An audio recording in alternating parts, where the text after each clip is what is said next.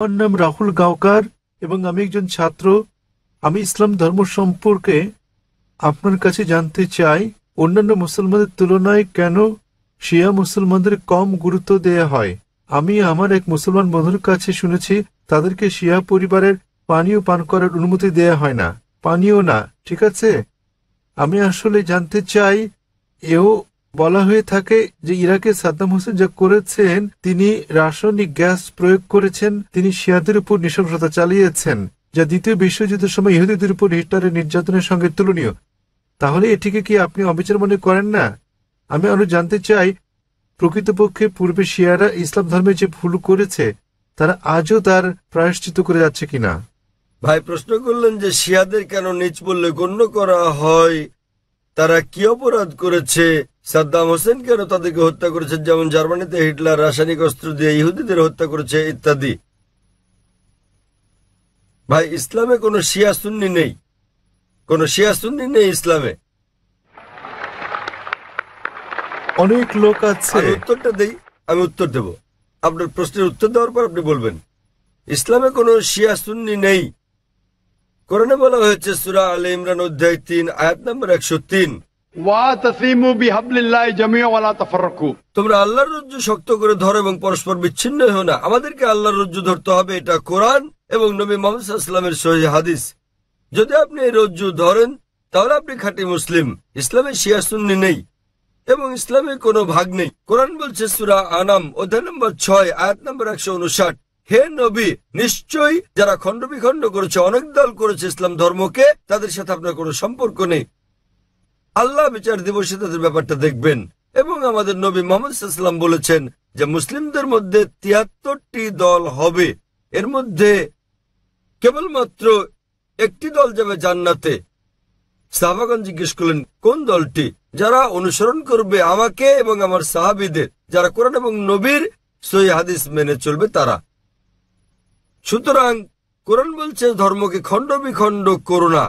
আমাদের নবী বলেন, এমনকি কোরআনে বলা হয়েছে কিছু লোক থাকবে তারা দল সৃষ্টি করবে। কতটা? 73টা। যে দল সঠিক পথে থাকবে তারা বিভাজন সৃষ্টি করবে না। সুতরাং যে কেউ নিজেকে মুসলিম ছাড়া অন্য কিছু বললেও শব্দটি হবে মুসলিম। মুসলিম মানে যে নিজের ইচ্ছাকে আল্লাহর কাছে সমর্পণ করেছে। নবী কি ছিলেন? তিনি শিয়া ছিলেন না সুন্নি ছিলেন? তিনি কি ছিলেন? তিনি ছিলেন মুসলিম।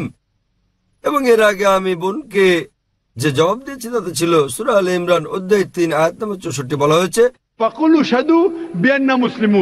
সাক্ষী থাকো যে আমরা মুসলিম। বিচার করার জন্য আপনি কি করবেন মুসলিমরা ঠিক না ভুল পথে চলছে? আপনি দেখবেন কোরআন। মোহাম্মদ, জাকির, সুলতান, আব্দুল্লাহ, যে কোনো নাম হোক, কোনো সমস্যা নেই। নিজেকে পরীক্ষা করতে বলেন, যদি সে কোরআন এবং নবীর নির্ভরযোগ্য বাণী বুখারী, মুসলিম ইত্যাদি অনুসরণ করে তাহলে সে খাঁটি মুসলিম। যদি সে নবীর প্রকৃত শিক্ষার বাইরে যায়, বুখারী, মুসলিম এবং অন্যান্য সহিহ হাদিসের বাইরে যায় এবং কোরআনের বিপক্ষে যায়, তাহলে সে প্রকৃত মুসলিম নয়। প্রকৃত মুসলিম হচ্ছে সে যে মেনে চলে কোরআন এবং নবী মুহাম্মদ সাল্লাল্লাহু আলাইহি সাল্লামের যথাযথ শিক্ষা। সুতরাং এটা জানার পর নিজেকে সে যাই বলুন না কেন, যদি না মেনে চলেন কোরআন এবং নবীর সব শিক্ষা হাদিস, তাহলে সে প্রকৃত মুসলিম নয়। আপনার প্রশ্নের দ্বিতীয় অংশ, সাদ্দাম হোসেন। প্রশ্নের মধ্যে সাদ্দাম হোসেন নেই? আছে প্রশ্নের মধ্যে? হ্যাঁ, সাদ্দাম হোসেন। সাদ্দাম হোসেন শিয়াদের হত্যা করেন।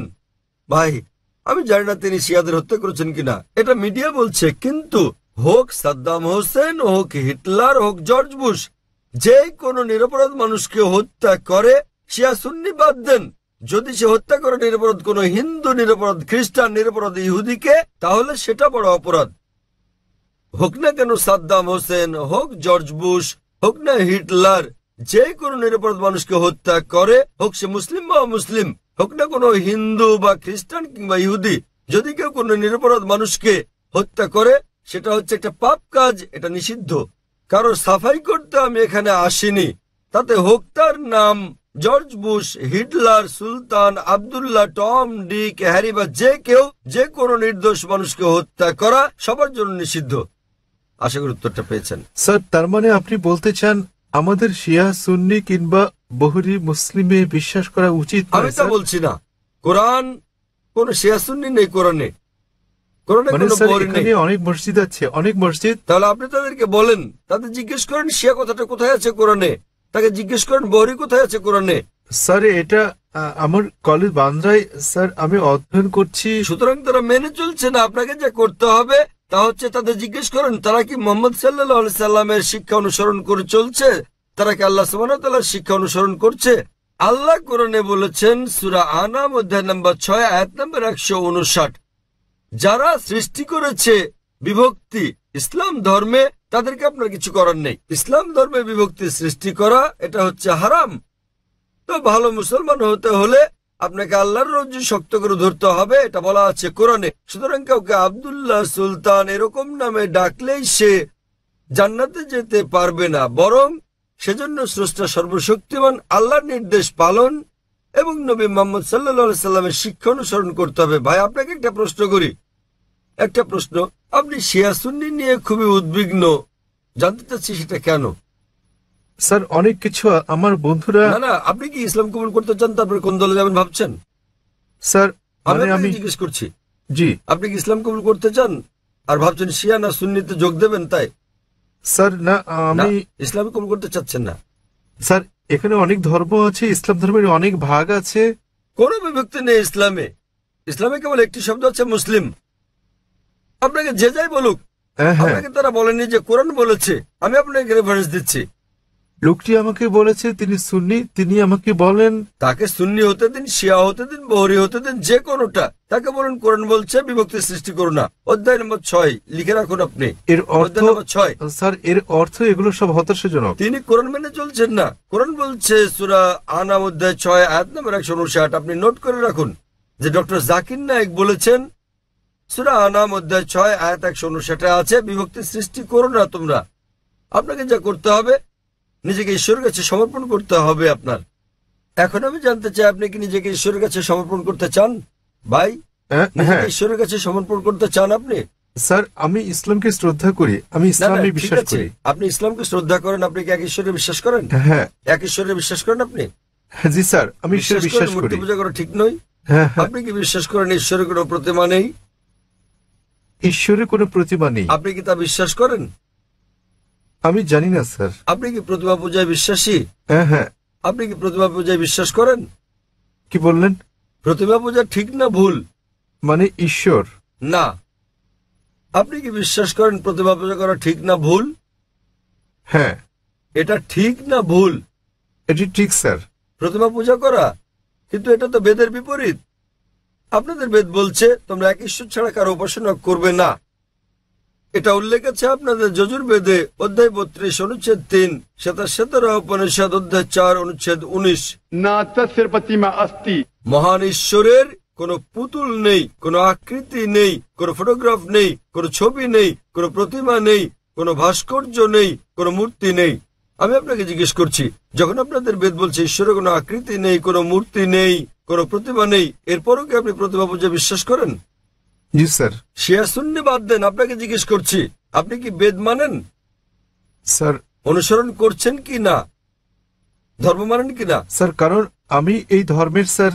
ঠিক, তাই আমি বলছি যে এটা আমার ভুল নয় স্যার, আমি এই এই ধর্মের মধ্যে ধর্মের জন্ম মধ্যে নিয়েছি বড় স্যার। হলেও আমি জিজ্ঞেস করছি যে অধ্যয়ন করা আপনার কর্তব্য কিনা। সে কারণে আপনার বেদ। আমি এই বিষয়টি অনুসন্ধান তাই আমি করছি। আপনাকে বলছি ভাই, আপনাদের ধর্মগ্রন্থ বেদে আছে, যজুর্বেদ অধ্যায় 32 অনুচ্ছেদ 3, 17 উপনিষদ অধ্যায় 4 অনুচ্ছেদ 19। এটা বলছে না তস্য প্রতিমা অস্তি। এটা একটা সংস্কৃত উদ্ধৃতি। এর মানে সর্বশক্তিমান ঈশ্বরের কোনো প্রতিমা নেই, কোনো আকৃতি নেই, কোনো আলোকচিত্র নেই, কোনো ছবি নেই, কোনো ভাস্কর্য নেই, কোনো প্রতিমূর্তি নেই, কোনো পুতুল নেই। যদি আপনার ধর্মগ্রন্থ বলে সর্বশক্তিমান ঈশ্বরের প্রতিমা নেই, তাহলে কি প্রতিমা পূজা করা ঠিক না ভুল? ঠিক না ভুল? ঠিক বেঠিক ঠিক করার মতো এত বড় ব্যক্তি আমি নই স্যার। না না, আপনার ধর্মগ্রন্থ বলছে ঈশ্বরের কোনো আকৃতি নেই, কোনো প্রতিমা নেই, কোনো মূর্তি নেই, কোনো ছবি নেই, তথাপি ঈশ্বরের মূর্তি করা ঠিক না ভুল? কেন আমার পূর্ববর্তী ব্যক্তিগণ মানে আমার পূর্বসূরীরা কেন এই কাজ করেছে স্যার? স্যার আমি তাদের দোষ দিতে জি। পারি না। আমার পূর্বসূরীরা, আমার পূর্বে হিন্দু ধর্মের লোকের এটা করেছে স্যার। স্যার আমি তাদের দোষ দিতে আমি পারি না। হিন্দুদের প্রশ্ন করছি না, আমি আপনাকে জিজ্ঞেস করছি, আপনার ধর্মগ্রন্থ, আপনার ধর্মের সবচেয়ে গ্রহণযোগ্য গ্রন্থ কোনটি? আপনি জানেন না? কি আপনি স্যার? কি জানেন আপনার ধর্মের সর্বশ্রেষ্ঠ গ্রন্থ কোনটি? স্যার এটা মানে হচ্ছে বেদ। হ্যাঁ তাহলে আপনি দেখেন আমার ভিডিও ক্যাসেট ইসলাম ও হিন্দু ধর্মের সাদৃশ্য সমূহ। আমি অনুরোধ করছি ভলান্টিয়ারদের তাকে একটা ইসলাম ও হিন্দু ধর্মের সাদৃশ্য নামে ডিভিডি দেওয়ার জন্য। আপনার কোনো প্রশ্ন থাকলে আমার সঙ্গে সাক্ষাৎ করতে পারেন, ইনশাল্লাহ আপনার সন্দেহ দূর হবে। আর আমি আপনাকে অনুরোধ করব এটা পড়ুন, বুঝুন এবং সঠিক শান্তি খুঁজে নিন। স্যার শেষ কথা আমি আপনাকে জিজ্ঞেস করতে চাই স্যার, মানে আমাদেরকে এসব বিশ্বাস করলে হবে না যে ইসলামে অনেক বিভক্তি আছে, যেমন শিয়া সুন্নি, এগুলো আমাদের বিশ্বাস করা উচিত নয়, আমাদের কেবল কোরআনে বিশ্বাস করা উচিত। কোরআন এবং নবীর সহিহ হাদিস, ব্যাস। যে কোনো আলেম যায় বলুন, কোরআন বলছে সূরা নিসা অধ্যায় 4 আয়াত নম্বর 59, अतिउल्लाह व अतिउर रसूल। আল্লাহ ও তার রাসূলকে মানো এবং অতঃপর তোমাদের মধ্যে যারা আদেশ দানের কর্তৃত্বপ্রাপ্ত, যাদেরকে এই কাজের দায়িত্ব দেওয়া হয়েছে তাদের, অর্থাৎ আপনাকে আল্লাহ এবং সর্বশক্তিমান ঈশ্বর, তার রাসূল এবং জ্ঞানী ব্যক্তিদের মান্য করতে হবে। কিন্তু আয়াতটা এখানেই শেষ হয়নি। আরো বলা হয়েছে যদি তারা কোনো বিষয়ে একমত হতে না পারে তো আল্লাহ তার রাসূলের উপর ছেড়ে দাও। যদি কেউ আপনাকে কিছু বলে আপনি তা কোরআন এবং সহিহ হাদিস দিয়ে যাচাই করুন সেটা ঠিক না ভুল। এ কারণে যে কোনো আলেম যাই বলুক না কেন তার কোনো মূল্য নেই ইসলামে। স্যার সেখানে আমাদের বিষয় হচ্ছে আল্লাহ সর্বশক্তিমান ঈশ্বর এবং তার বার্তাবাহক। কোন আলেম কিছু বললে তা যদি কোরআন এবং সহিহ হাদিসের সঙ্গে মিলে তো আমরা গ্রহণ করি, আর যদি কোরআন হাদিসের বিপরীতে হয় তা প্রত্যাখ্যান করি। স্যার কোন ব্যক্তি নিজেকে মুসলিম বলে দাবি করলে আপনি তাকে বলবেন कुल हाथ बुरहानकुम প্রমাণ দাও इन कुंतुम सादिकिन। যদি সত্যবাদী হও। সে কারণেই যখন আমি প্রশ্নের উত্তর দেই আমি কোরআন এবং সহিহ হাদিসের রেফারেন্স দেই। যা আমি বলছি, যা ডক্টর জাকির নায়েক বলছেন, তা কিছুই নয় ইসলামে, কোনোই মূল্য নেই তার। আমি যা বলি ইসলামে তার মূল্য হচ্ছে শূন্য। যা কোরআন বলছে, সর্বশক্তিমান ঈশ্বর বলছেন, যা আমাদের প্রিয় নবী মুহাম্মদ সাল্লাল্লাহু আলাইহি সাল্লাম বলছেন তা মূল্যবান। তাই আমি যা দিচ্ছি তা হচ্ছে রেফারেন্স। যারা জানেন না আমি তাদের রেফারেন্স দিচ্ছি। আমার উত্তরের ভিত্তি কোরআনের বিভিন্ন আয়াতের শিক্ষা, আমার জবাবের ভিত্তি নবীর বাণী, সহিহ বুখারী খণ্ড নাম্বার ইত্যাদি প্রমাণ হিসেবে। সুতরাং তারা যা বলেন তার মূল্য আছে, আমি যা বলি মূল্য নেই। আশা করি উত্তরটা পেয়েছেন।